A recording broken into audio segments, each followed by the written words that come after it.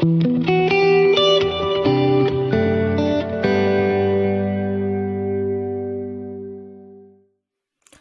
and welcome to Moving Beyond Stigma. I am your host, Michelle Crossman. Every episode, we are here to talk about all things mental health, and today we are diving into a much-needed conversation about eating disorders. Eating disorders affect people of all genders, sexual orientations, ages, socioeconomic class, abilities, races, and ethnic backgrounds. Our special guest today is Kaitlyn Axelrod, and she is the manager of community outreach and education at Sheena's Place in Toronto. Welcome, Kaitlyn, and thank you so much for joining us here today. Thanks for having me. Of course. So I would love to start off, tell us a little bit about yourself and what your role is at Sheena's Place. For sure. So, I'm Kaitlyn. I use she, her pronouns. Like you said, I'm the manager of community outreach and education, which basically means that I do a lot of different things. We're a very small organization with only 7 full-time staff at the moment. So I wear a lot of different hats. I am a social worker, so part of my role is group facilitation. The main service we provide at Sheena's Place is group-based support for people affected by eating disorders and disordered eating. So I facilitate a few groups every week. I also supervise social work students, and I lead trainings and different educational initiatives in the community. Webinars and workshops and other things like that. And I support with social media as well. So that's my professional side. Personally, I like to be transparent that I don't have my own personal experience of an eating disorder. Many people are led to this field for that reason. But my interest in the field of eating disorders comes more from knowing a lot of people, growing up with people who experienced eating disorders, family members, friends, and an interest in supporting people who struggle with this really serious and often misunderstood condition. I also, I guess more personally, like things about me, I have a dog. His name is Bernie. He's really cute. I have a plant next to me that I've managed to keep alive for like 4 years. So that's something that I'm pretty proud of. That's an accomplishment.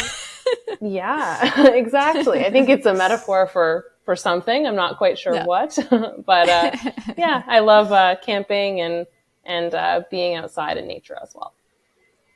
That's amazing. Thank you so much for sharing. I find I've known a lot of people as well who have struggled with eating disorders. Growing up in a dance background specifically, you see a lot of it, whether it's the training that you receive or just the images that you are told you are supposed to have. It can be very, very difficult. I was extremely lucky and had a very supportive group of teachers, but still being surrounded and in that environment can be so difficult. So I definitely know a lot of people who struggled, not only through dance, but other people in my life as well.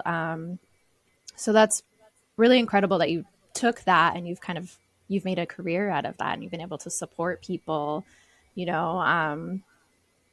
that's what's the word I'm thinking of?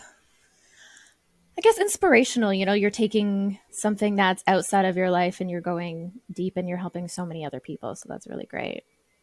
Thank you. Yeah, it's definitely really difficult work, but I find that in many ways it can be quite rewarding as well. There's a reason I'm still in this field after several years. And I don't plan on leaving this field anytime soon. That's great to hear. Yeah, it's definitely a field that I can imagine has a lot of difficulties entangled with it. Just there's so many different types and levels of disordered eating as well, and it can be so scary to deal with. So that's amazing that you love what you're doing and you love being able to help these people and you're sticking it out. And no, that's really incredible. Thank you. Can I ask, what are some of the biggest, challenges that comes to accessibility with eating disorder help and support that you've noticed? Yeah, there are a lot of challenges around the accessibility of support.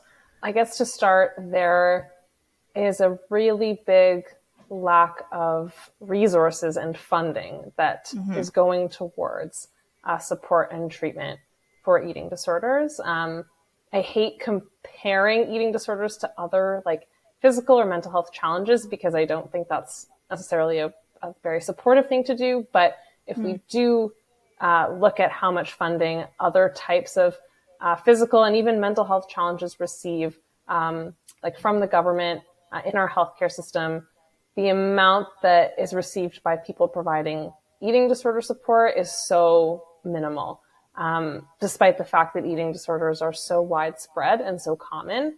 I think a lot of that has to do with a misunderstanding around how they develop, who is affected, and what types of support can actually be helpful. So a lack of funding and resources is a big one. As well, I guess related to that is the incredibly long waitlist times that do exist for programs that are available. So there are a few hospitals in Toronto, a couple hospitals in Toronto that provide eating disorder treatment, and the waitlists are incredibly long, sometimes years long, and people will often not make it into the programs before it's too late. Other barriers include a lack of like gender affirming and like culturally relevant and appropriate treatment and support options. So the options that do exist tend to be very based in a Western medical model. And while that is supportive for some people, it's absolutely not supportive and even sometimes harmful for other people. So if we look at like the impact of things like colonization, of systemic racism on the development of eating disorders, and these things are not brought into treatment and support, it makes it really difficult for people who are struggling to actually recover. So those are just a few of the barriers that I'll name for now. Yeah, no, definitely. There's so much that it ties into it, and not addressing those things within the treatment only does more harm. Yeah, that's very difficult. And I have heard even like the lack of beds that there are as well, which is probably why there are so many long wait lists that comes to getting treatment, and just Exactly. not having the programs available in more spaces, not having the people available to give what's needed because we do not have the funding. I've talked to a few different people about different mental health initiatives and organizations, and eating disorders so often seems to be kind of on its own, from what Yeah, I've which is noticed. ironic because, most Yeah, people who live with eating disorders or disordered eating also experience other mental health challenges. It's rare that someone would exactly. only experience that. So yeah, the fact that it's often, like you said, sort of off on its own is unfortunate and like not supportive of what people actually need to recover. Exactly, because it's a whole picture, right? Like there's so much involved, and there's so much that can, intertwine and affect it, and not actually including this side of it can do so much damage to those who are seeking help, or even some people who do have disordered eating in some way, but actually don't even realize it. Like um, the aspect of control, and that's like maybe one thing you can control. So then you don't do it because of something else that's affecting you, and that still falls into a category. And then those things aren't necessarily looked at more deeply and Yeah. as they Yeah. I should. think um, there is so much disordered eating that is so Mm-hmm. normalized in our society, Yes. um, whether it's dieting and restricting, even forms of purging or compensation like exercise. That's one that is incredibly normalized and even celebrated or glorified in many contexts. Yep. And elements of binge eating as well may be normalized too. And so, Mm-hmm. whether it is about seeking control or coping with difficult emotions, with trauma, Exactly. you're right. Sometimes people might not realize that they actually do have disordered eating or an eating disorder, which Yeah. definitely would impact their ability to seek support for that. Exactly, because I wouldn't even know that they should be looking, or, there's no one telling them, maybe you should look into this as well. Maybe you should find support for this too. It might help you overall. And if no one's telling you that, then you just keep going and you just don't find the help that you need. What are some of the, I guess, the biggest misconceptions or stigmas that surround disordered eating and eating disorders? So I normally speak about three main misconceptions. There are definitely Mm-hmm. more, Yes. but I would say three big ones include number one, that eating disorders are a choice. So this idea that a Mm-hmm. person is simply making the decision to engage in certain behaviors, again, whether that's restricting, binging, purging, and that it's as simple as just stopping if one chooses to stop. But Yeah. in reality, we know it's far from that. Just Mm-hmm. like no one chooses to have depression or schizophrenia or any other mental health challenge, the same is true for eating disorders, and they're caused by so many different biological, psychological, and environmental factors. So very briefly, things like genetics, as Mm-hmm. well as like social contexts, like experiencing food insecurity, experiencing trauma, experiencing weight stigma, or other forms of oppression like racism, transphobia, ableism. Those things all would increase a person's risk of developing an eating disorder. Just generally speaking, like the messages that people get about food and bodies as they grow up, Yeah. how family members or friends might comment on their body or other people's bodies, um, and so much more. The Mm-hmm. second misconception I would say is that eating disorders revolve exclusively around food and weight.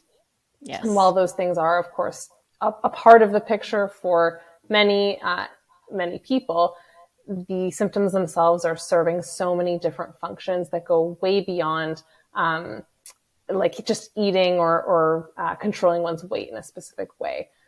So most commonly, I would say that like dealing or coping with difficult emotions is the most common reason for someone to develop an eating disorder.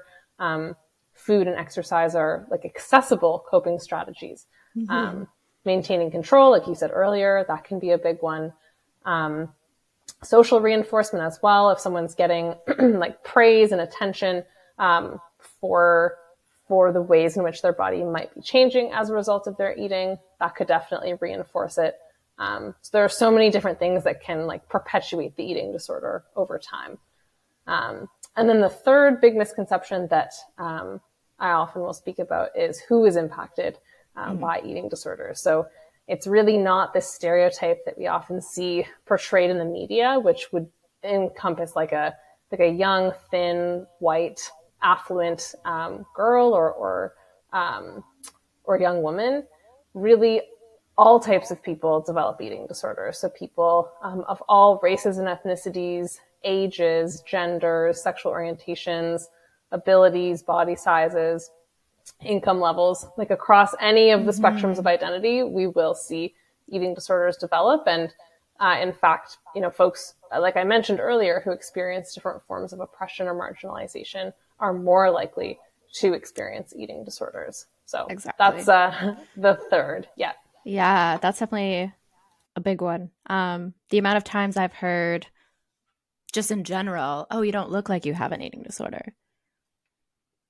Yeah. That's, You know? that's a really common phrase, unfortunately, that people Yeah.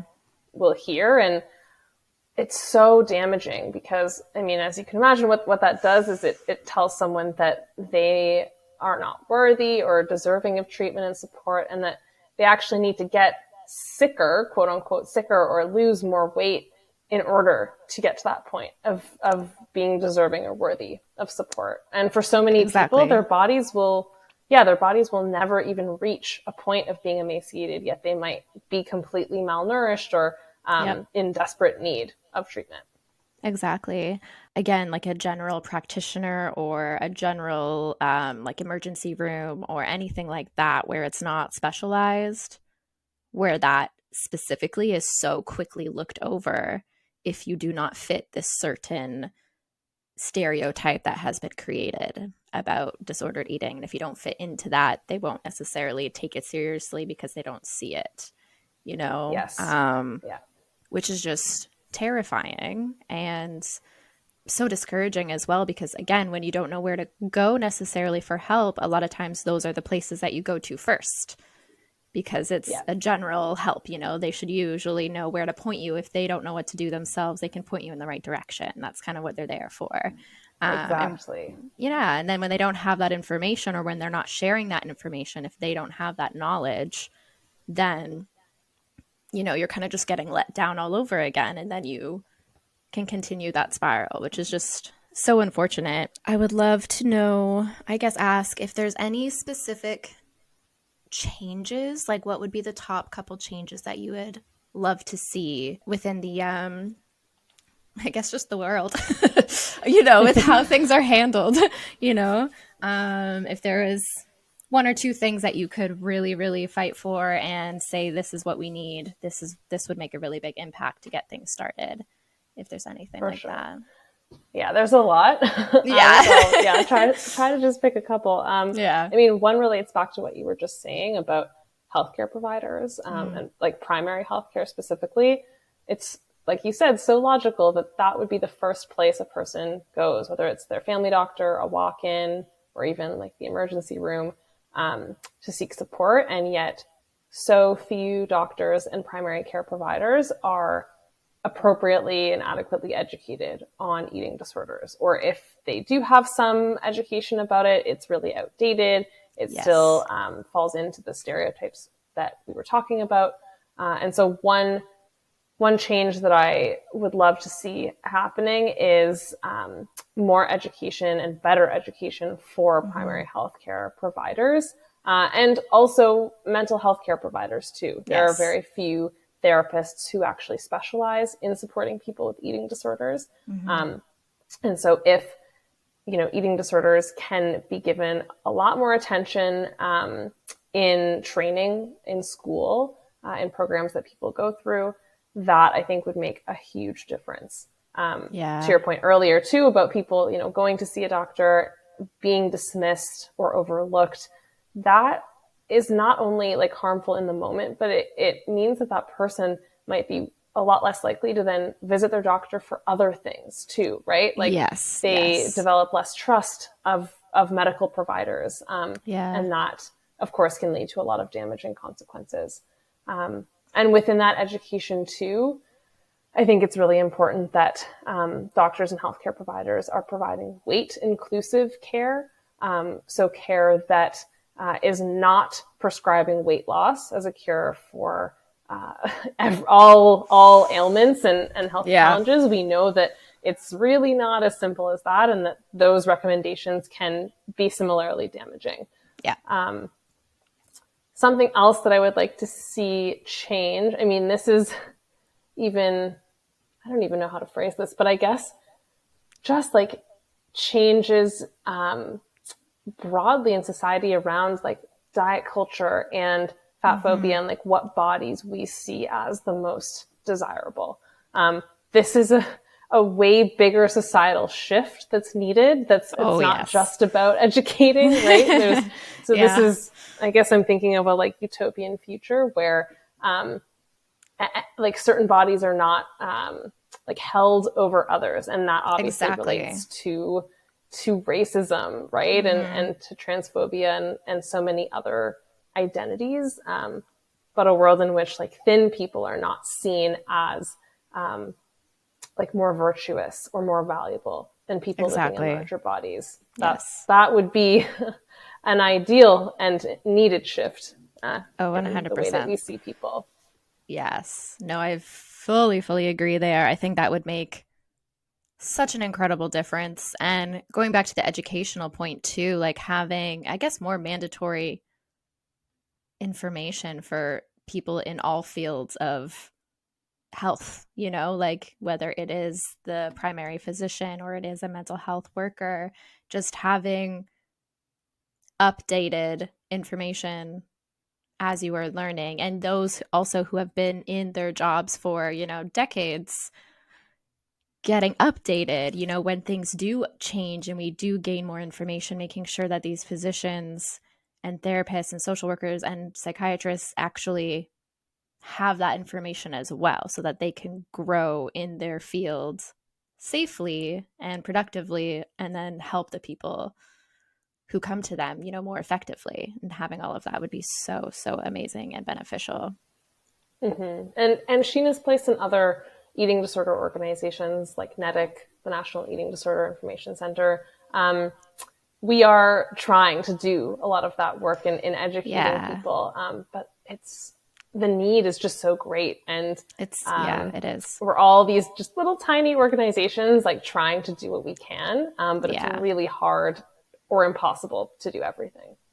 Yeah, because you're competing with like huge corporations and huge hospitals and huge like everybody, you know, like, so it's hard to really go up against that and see the difference. I do see a lot more out there, especially in getting information to schools and to even dance schools, because I also teach kids dance. And, you know, we were given all this information of like, you know, if you see a student potentially struggling, like these are the steps that you can do, and how not talking about it is actually much more harmful than trying to help and step in. And especially with, I think, disordered eating, a lot of people get scared, but having that information out there and given just guidelines, I guess, of like, these are ways that you can bring up this conversation. These are healthy ways that you can approach this person, whether it be a friend, a student, another coworker. And having information like that, at least in my experience, is very new in a work setting, you know? And I'm so thankful that it's there.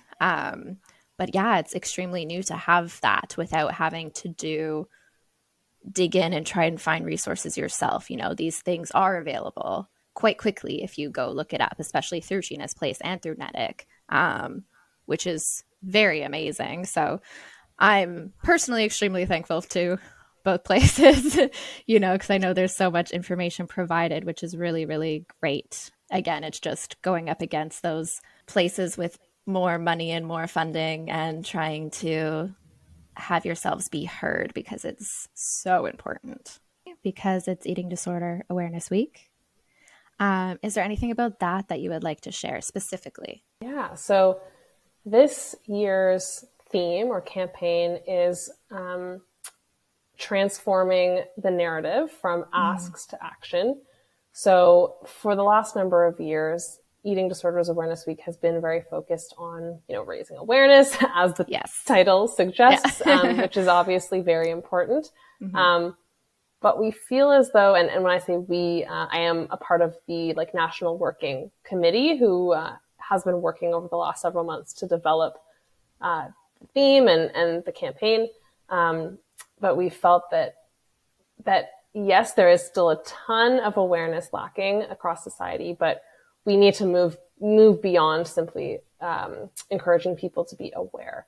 We need to encourage people to take action, whether that's contacting their local politicians, lobbying, you know, the hospitals and the healthcare system, sharing their stories to break down stigma. Just like you said, having conversations about eating disorders and not being afraid to approach the subject. These are all things that are so important and that this year's campaign strives to reinforce. In terms of like events or opportunities that people can get involved with, Sheena's Place always hosts a trivia night every year. It's really just a fun opportunity to raise a little bit of money for our organization. Since we are a nonprofit, we don't receive any government funding. So we're hosting that. More sort of connected and a little bit more seriously, I guess, there are a few other events going on. There's a panel, a nationwide panel happening about advocating for change on February 7th. There are lots of resources that have been developed by the working committee. One that I'm very excited about specifically, which is a set of media guidelines. So how to report on eating disorders responsibly would be like the theme of that. And so this is Yeah. something that we'll be sharing with all media related organizations and people that we can think of. And we encourage like everyone to do the same. Mm-hmm. I'm sure you and I'm sure listeners have seen articles about eating disorders pop up in the last few months or years. And I don't know if you've noticed, but the images used, the headlines, the stories that are being told are often perpetuating these stereotypes and myths that we've been talking about. And so it's Exactly. really like the media plays a huge role Yes, in definitely. in this whole thing. And so we're hoping that these guidelines will give folks a place to start. Maybe some journalists are afraid to approach the topic because they are worried of doing harm. And so the idea is that this will help people report on eating disorders in a respectful, responsible way that will promote action. Yeah, that's amazing. And I think that's so necessary and could make such a difference because that's what, for those who aren't the ones, doing the research, who are not social workers, who are not maybe mental health advocates, but like they still take in all this information on a regular basis because of the media. So if you're not Mm-hmm. actively fighting against what you see in the media, that's all you're going to get, and it's so inaccurate and so damaging. A lot of the images that are out there and the stereotypes that are out there, and shifting that in the media honestly could have such a like a domino effect, of making that conversation finally a little bit easier and getting rid of that stereotype because it's not true, and it really really um, makes it so much harder for everybody involved when that's all that's really out there to compare to and to see. And it's just, it doesn't give a clear image of what disordered eating really can be, because it can be so many different things. And really shifting that within the media, especially, I think could be really huge in helping that change move forward. So I love that we're shifting from the awareness to the action. I think that's such a smart move to make because the awareness will continue with the action, right? Like it'll keep growing anyway. So taking that step and taking things further and really bringing that education forward and action forward, I think will make a really, really, really, really big impact, especially for those who are looking up to these organizations like Sheena's Place and Medic and looking to them for support and encouragement, and then seeing that action happening, I think will be very beneficial. Absolutely. Yeah, definitely. Okay. Is there anything else that you would like to share before we wrap up? Anything else about Sheena's Place specifically, or I guess I anything? can share a little bit more about us. I didn't Mm-hmm. provide as much information at the beginning as I normally would. So Fair. just very Yeah. quickly, um, we, like I did mention, provide group-based support for people with Yes. eating disorders and disordered eating. What I don't believe I mentioned is that we support anyone ages 17 and older in Ontario. So anyone who fits those criteria are welcome to register for our groups. No eating disorder diagnosis or referral is needed. So in this sense, we are quite low barrier compared to other eating disorder, free eating disorder programs in the province. Everything is free that we're offering to folks. And at the moment, most of our groups are taking place virtually. We shifted, like many organizations, to a virtual model when the pandemic started. And we're finding that this has Mm. made our services so much more accessible to so many people. We were exclusively in person before. And so anyone, outside of downtown Toronto, people with all Yes. sorts of limitations, accessibility needs that we couldn't offer or accommodate in person, a lot of those folks are now able to access support online. So that's been amazing. We are reintegrating some in-person options because online is obviously not accessible to every single person. Exactly. So yeah, we plan to continue with that hybrid approach. And Yeah, I think that's all that I'll share for now. But I'm if anyone is interested in learning more, they can visit our website at sheenasplace.org. And this, like, my contact information is on the website. I'm always happy to answer questions, to chat. If any listeners are interested in like an educational workshop or training for their team, whether that's at a workplace or within a different type of community, that's something that we can provide as well. Amazing. Thank you so much for sharing all of that information. I think that's very important. Um, yeah, this was a great conversation. And I think we really opened up that dialogue a little bit that can be scary for some people to really dive in and talk about. I know even myself, that's one of the topics I've been nervous to talk about around friends, like when I was younger, again, because it did surround me and I just wasn't sure how to ever bring it up. So now having more education and having more resources available online and having, people coming in and sharing all of this is so beneficial. So thank you for taking the time out of your day and sharing it with me and all of our listeners. Um, it's very appreciated. Thank you so much for having me and for shedding light on such an important topic. Of course. Very happy we got to have this conversation. All right. We will wrap it up there. Once again, my name is Michelle Crossman, and this is Moving Beyond Stigma.